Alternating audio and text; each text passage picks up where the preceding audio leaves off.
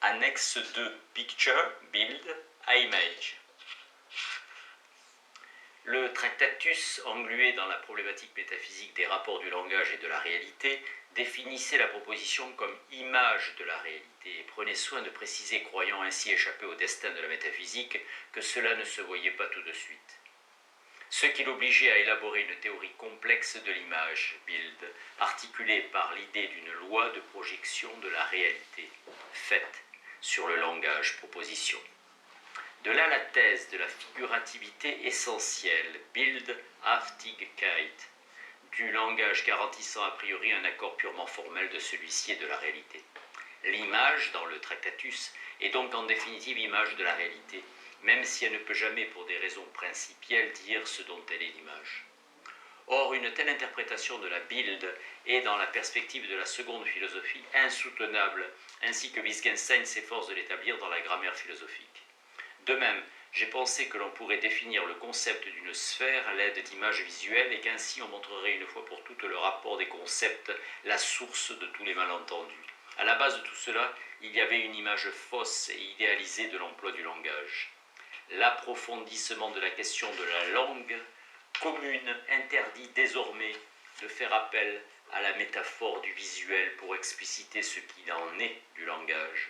Toutefois, l'idée d'une picturalité du langage n'est pas abandonnée par la seconde philosophie, bien au contraire.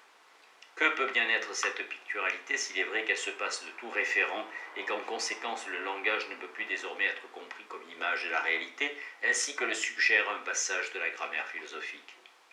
La liaison du langage avec la réalité, par exemple, par l'intermédiaire des définitions ostensives, ne rend pas la grammaire obligatoire. La liaison avec la réalité ne fait qu'étendre le langage, mais ne le contraint à rien. Ou encore, que peut bien être une image qui n'est pas l'image de quelque chose de préalablement donné?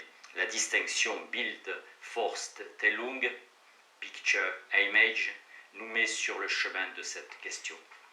Dans certains de leurs emplois, les expressions image visuelle, visual image, et image tableau, picture, sont parallèles, mais là où elles ne le sont pas, l'analogie qui existe tend à nous égarer.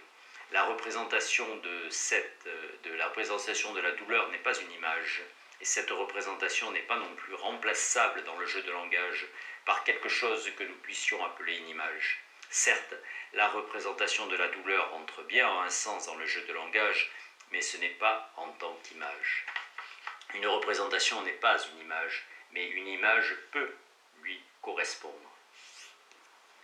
Il n'y a pas d'image de la douleur, pas d'image de moi faisant telle ou telle chose hier. La Bild ne saurait être ni une image visuelle, ni une image au sens de la représentation. L'image, pour autant qu'elle ne renvoie pas à quelque chose qui la précéderait, n'est rien de spéculaire. La différence Bild-Vorstellung est donc une différence ontologique, l'originarité de la Bild laissant apercevoir par contraste le caractère second et dérivé du monde de la représentation en même temps que sa limite constitutive. En conséquence, ce que Wittgenstein indique par le nom de Bild n'est rien de moins que le mode originel de la présentation des choses. Et la différence Bild-Vorstellung nous apprend que cette présentation première est toujours déjà occultée dès qu'on la traduit dans le langage de la représentation. Dans ces conditions, où chercher la Bild? Où la chercher si ce n'est à l'intérieur du langage lui-même et de la pratique que nous en faisons?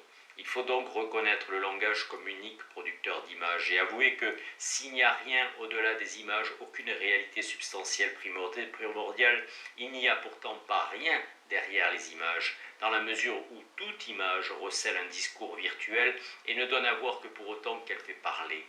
À l'articulation purement visuelle et abstraite de la Vorstellung, il faut opposer l'articulation sémiotique de la Bild qui est par vocation Wortbild, mot-image, et découvre le monde comme horizon de la significabilité, bien loin d'être un reflet du réel, une image d'image. L'image est donc primordialement ce par où le réel lui-même se trouve produit de façon toujours singulière.